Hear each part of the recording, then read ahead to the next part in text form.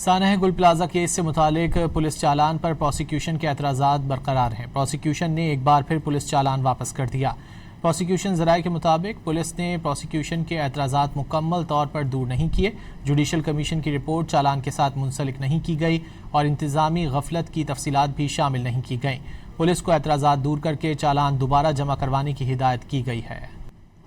سانحہ گل plaza case سے متعلق پولیس چالان پر پروسیکیوشن کے اعتراضات برقرار ہیں۔ پروسیکیوشن نے ایک بار پھر پولیس چالان واپس کر دیا۔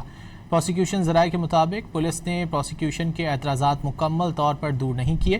جوڈیشل کمیشن کی رپورٹ چالان کے ساتھ منسلک نہیں کی گئی اور انتظامی غفلت کی تفصیلات بھی شامل نہیں کی گئیں۔ پولیس کو اعتراضات دور کر کے چالان دوبارہ جمع کروانے کی ہدایت کی گئی ہے۔